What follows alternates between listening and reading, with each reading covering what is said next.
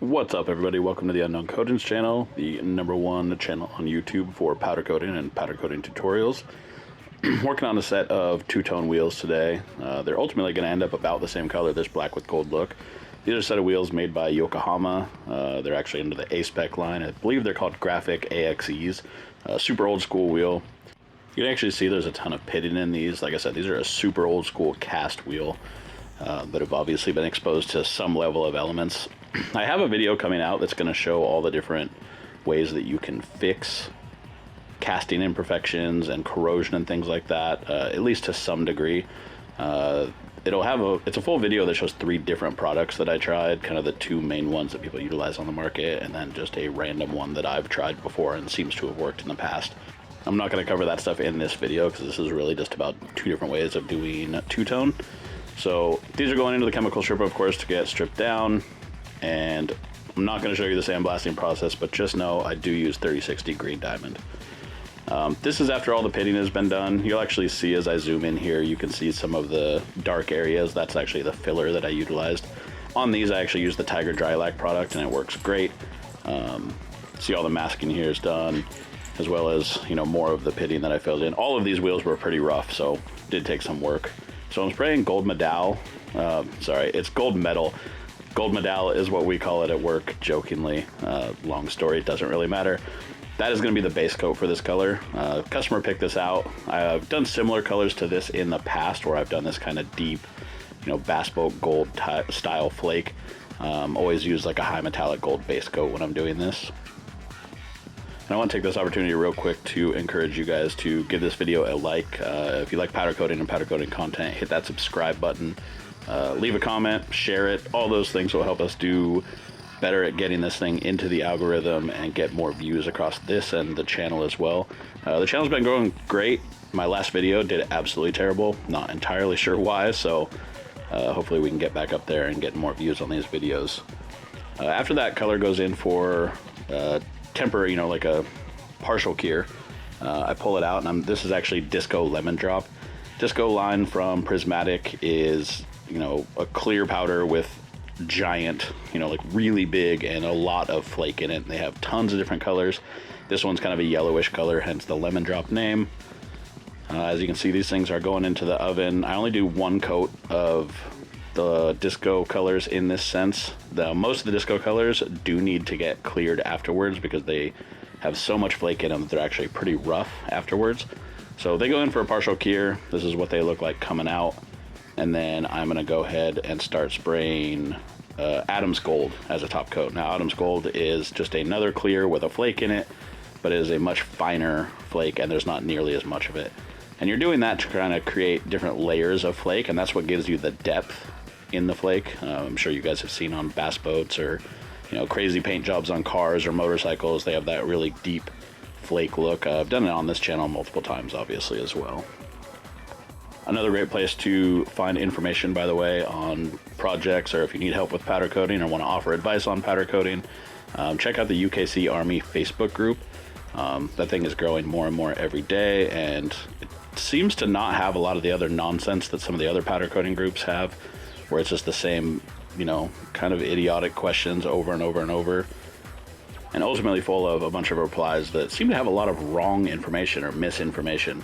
The amount of bad advice that I see on some of these powder coating groups is insane. It's actually the reason that I started this group, so I could monitor some of that. And this is not opinion based, by the way. There's legitimately just bad advice on most of them. After the Adam's Gold has gone in, now I'm spraying, this is Tiger's, you know, wet black. That's going to be doing all the fill work and all those grooves, just like you saw at the beginning of this video. And this is kind of what this video is actually about. Oh, and for you guys asked about my settings, that's what I spray all the second coats on. Or second, third, fourth, whatever. Once again, this is Tiger's wet black. This is my gloss black of choice. I probably overdid it with the spray here, but I wanted to make sure that I had enough powder in case I made any little goofs, which you will see in the vacuum process. So I start the vacuum process like this. I basically take just a hose on an adapter, and I'll show you the adapter here in like an overlay. And this adapter, you're obviously going to go from whatever your shop vac size is down to whatever hose size you're going to be using. Obviously, the red dots are just something I put in there, and I'm doing that to indicate that's where I drill holes. I use a 3/8 drill bit or something similar to that. drill holes in that, because as you restrict it down, you're going to be restricting the amount of air that your shop vac can get, and that's going to be a problem, obviously. So you're doing that to kind of not overwork your shop vac.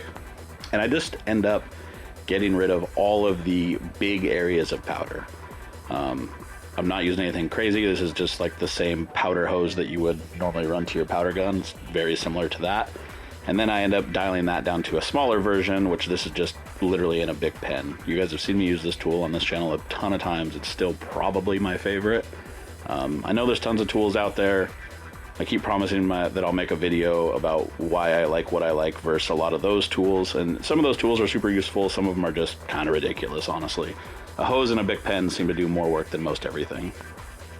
And from that point, I get into the wiping process. Now, I feel like no matter what vacuum tool you use, you're going to end up doing the wiping process, which is literally just your finger. I usually have a towel that's a little bit damp. I keep my finger damp and make sure that I'm using that to wipe off all the powder. Now, you'll see there is one triangle on here that I did in black, or left fully black. And the reason I do that is because that actual triangle does not stick up like the rest, so it actually is supposed to stay black. I'm obviously gonna have to do that with multiple sets of wheels here, and I admit that I did just kind of speed through the wiping process because I have multiple videos on here showing the wiping process and the way that I do it. But I did want to cover kind of the different vacuum aspects. Now, once again, I'm just using a hose. There's no special tools needed for this.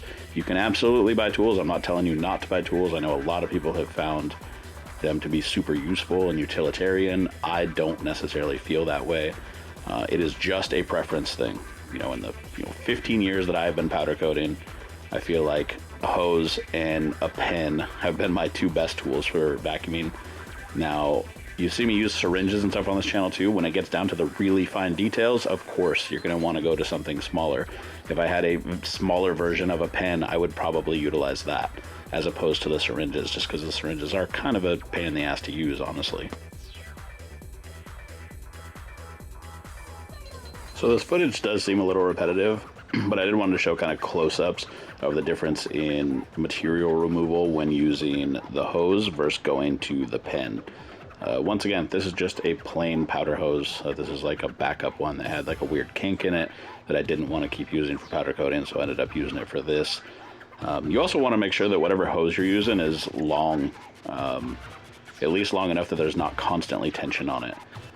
Here you can see the Bic pen up close, and obviously it does a lot tighter of an area, so you can do all the small areas with this.